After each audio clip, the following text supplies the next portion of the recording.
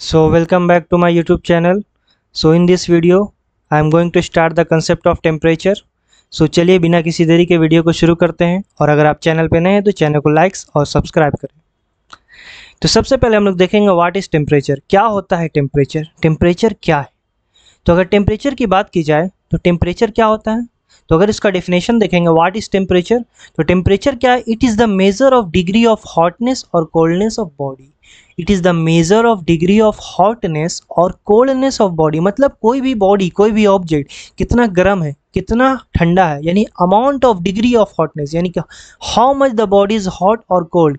इस चीज़ को बताने का जो काम करता है वो एक पैरामीटर है, उसे कहते हैं टेम्परेचर। यानी टेम्परेचर एक पैरामीटर है किसी भी बॉडी का जो बॉडी के हॉटनेस और कोल्डनेस को बताता है, the how much the body is hot और कोल्ड।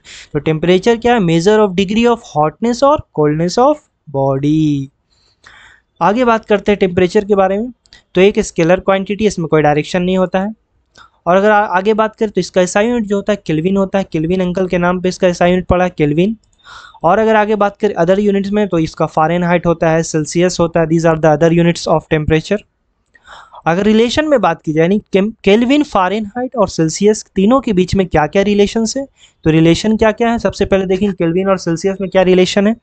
तो केल्विन बराबर होता है 273 प्लस सी, यानी सेल्सियस में अगर आपको वैल्यू दिया हुआ तो उसमें 273 जोड़िए और केल्विन में उसका आंसर पाइए। ठीक है, यानी सेल्सियस में 273 अगर ऐड करेंगे तो हमको आंसर किस में मिल जाएगा, केल्विन में, यानी के बराबर 273 प्लस सी। और आगे देखते हैं, तो आगे देखेंगे तो फ़ारेनहाइट और सेल्सियस में क्या रिलेशन है। तो एफ बराबर होता है 9/5 इंटू सी प्लस 32, यानी फ़ारेनहाइट बराबर होता है 9/5 इंटू सी प्लस 32, यानी 9c/5 प्लस 32। तो these are the relation between kelvin Celsius and Fahrenheit and Celsius. और आगे बढ़ते हैं हम लोग। तो आगे हम लोग देखेंगे ये चार्ट, ये देख रहे हैं टेबल बना हुआ है। इस टेबल की माध्यम से, इसकी हेल्प से हम लोग देखेंगे अलग अलग कंडीशन में टेम्परेचर, सेल्सियस, फ़ारेनहाइट और केल्विन, और इसको कैसे कैलकुलेट करेंगे। तो अगर बात की जाए, सबसे पहले स्टेटमेंट है रूम टेम्परेचर, यानी रूम टेम्परेचर का अगर बात की जाए तो पहला हम लोग देखेंगे सेल्सियस में। तो सेल्सियस में कुछ वैल्यू दिया हुआ है, रूम टेम्परेचर का सेल्सियस में होता है 25 डिग्री सेल्सियस। इसी को अगर हम केल्विन में कन्वर्ट करेंगे, तो केल्विन का बात करें तो कुछ नहीं, क्या करना है, 273 ऐड कर देना सेल्सियस में।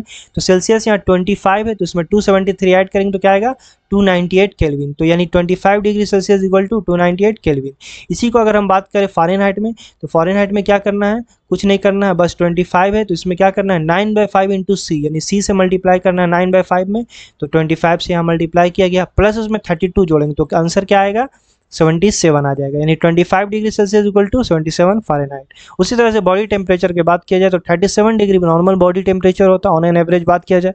इसको अगर हम लोग केल्विन में बदलेंगे तो क्या होगा, 273 में हम लोग 37 को ऐड करेंगे तो 310 केल्विन हो जाएगा, which is equal to 37 degree Celsius. और अगर उसके हम लोग फ़ारेनहाइट में अगर चेंज करेंगे तो सेम उसी तरह 9/5 into C, that is 37 plus 32 करेंगे तो 98.6 आएगा। यही टेम्परेचर जो फ़ारेनहाइट में हम लोग को थर्मोमीटर में दिया रहता है, जो कि हम लोग बोलते हैं बउआ को बुखार आ गया, दैट इज 9, थोड़ा सा बढ़ जाता है, यानी 0.4, 0.5 और 1 डिग्री बढ़ने से फ़ारेनहाइट में बउआ को बुखार आ जाता है। यानी तो देख सकते हैं नॉर्मल बॉडी टेम्परेचर 98.6 है ना, जैसे ही थोड़ा सा बढ़ेगा 99, 99.1, 2, 3, 4, 5 इस तरह से होगा तो हम लोग बोलते थे कि फीवर आ गया। तो उसी तरह से अगर बात करें मेल्टिंग पॉइंट ऑफ आइस, यानी आइस जो मेल्ट होता है, या बात करें आइस फ्रीज होता है, दोनों सेम होता है ना, आइस बनना और आइस का पिघलना दोनों जीरो पे होता है। तो सेल्सियस में अगर जीरो हो तो फ़ारेनहाइट में कितना होगा, तो फ़ारेनहाइट में हम लोग करेंगे 9/5 इंटू सी, सी तो जीरो हो गई थी, पूरा टर्म खत्म, प्लस 32 आंसर आ गया फ़ारेनहाइट में। केल्विन में तो सिंपल 273 जोड़ना है सेल्सियस में, तो सेल्सियस से जीरो या यहाँ जीरो जोड़ेंगे तो 273 आएगा, यानी जीरो केल्विन सेल्सियस जो होगा 273 केल्विन के बराबर होगा। और इसी तरह अगर बॉइलिंग पॉइंट ऑफ वाटर का बात करें तो वाटर का बॉइलिंग पॉइंट बात करें, या वाटर जो है बॉयल होता है जिस टेम्परेचर, या इसका अपोजिट भी बोले, यानी वाटर का कंडेंसेशन बात करें तो दोनों 100 पर ही होगा। तो 100 डिग्री सेल्सियस को अगर हम फ़ारेनहाइट में चेंज करें तो 9/5 इंटू 100 प्लस 30 आंसर आएगा 212 फ़ारेनहाइट। तो 100 degree Celsius equal to 212 Fahrenheit में आएगा। उसी तरह से अगर इसको केल्विन में चेंज करेंगे तो क्या आएगा, 273 plus C, that is 373 kelvin. तो आई होप आपको ये समझ में आया होगा। तो इस टेबल को अच्छे से देखिए और इसको एक बार अपनी कॉपी में ज़रूर नोट करें ताकि आपको इसके सारे कंसेप्ट क्लियर हो जाए। चलिए आगे बढ़ते हैं हम लोग। आगे हम लोग देखेंगे व्हाट इज़ हीट, क्योंकि ये टेम्परेचर को समझा और हीट ना समझा तो ऐसा हो नहीं सकता है। तो टेम्परेचर को अगर आप समझ गए तो हीट भी ज़रूर समझ जाएंगे। तो चलिए देखते हैं व्हाट इज़ हीट। तो हीट क्या है? एक एनर्जी है। सबसे पहले हीट एक एनर्जी, एनर्जी का काम क्या है? कैपेसिटी टू डू वर्क, काम करना। तो हीट एक एनर्जी है जो कि फ्लो होता है, फ्लो मतलब रुका नहीं रहेगा, वो हीट है ना, फ्लो करेगा बॉडी में, एक बॉडी से दूसरे बॉडी में जाएगा। तो हीट एक एनर्जी है जो फ्लो होता है ड्यू टू टेम्परेचर डिफरेंस, यानी दो बॉडी के बीच में अगर टेम्परेचर का डिफरेंस होगा तो जो एनर्जी फ्लो होगा एक बॉडी से दूसरे बॉडी में, उसी को कहेंगे हीट। तो बहुत से लोगों का मिसकंसेप्शन होता है कि जो बॉडी के अंदर होता है वो हीट होता है। अगर आपको पता है कि बॉडी के अंदर क्या होता है, हीट, उसे हीट कहेंगे या कोई और एनर्जी कहेंगे, तो इसको कमेंट में ज़रूर बताएं। और इसके बारे में अगर जानना चाहते हैं तो अगला वीडियो ज़रूर देखें। तो हीट क्या है? एक एनर्जी है जो फ्लो होता है टेम्परेचर डिफरेंस की वजह से। कोई बॉडी के अंदर हीट नहीं होता, जो फ्लो हो रहा है, बह रहा है, उसे हीट कहेंगे। और क्यों बहता है? Due to temperature difference. आगे बात करेंगे। तो बात हो गया है कि हीट के फ्लो का कारण है टेम्परेचर डिफरेंस। तो एक बात करते हैं cause of flow of heat, यानी हीट के फ्लो का कारण क्या? वही कारण है टेम्परेचर डिफरेंस। तो इसे नोट करें, जरूर नोट करें, बहुत इंपॉर्टेंट पॉइंट है।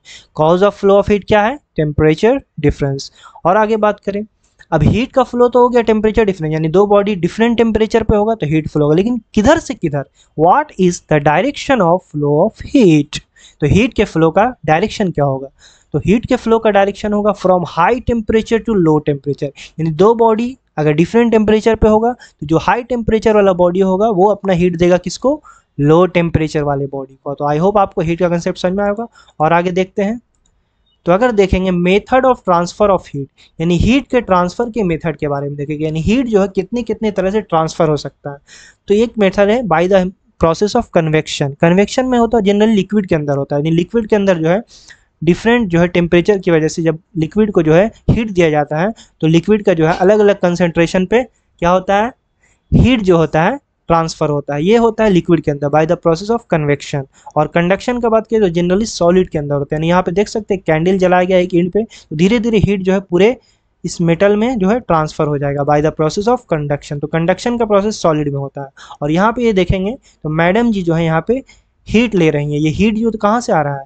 इस सन से आ रहा है। देख सकते हैं ये बिजली की तरह दिख रहा है, लेकिन एक्चुअली में ये बिजली नहीं, सन का एक रेडिएशन आ रहा है। ये रेडिएशन के फॉर्म में आ रहा है। ये हीट जो सन से आता है इसी को हम लोग बोलते हैं by the process of radiation. यानी तीन मेथड से हीट का ट्रांसफर होता है, लिक्विड के अंदर by the process of convection, solid के अंदर by the process of conduction, और सन से जो हीट आता है by the process of radiation, जिसमें मीडियम जरूरी नहीं है, यानी बिना मीडियम के भी आ सकता है।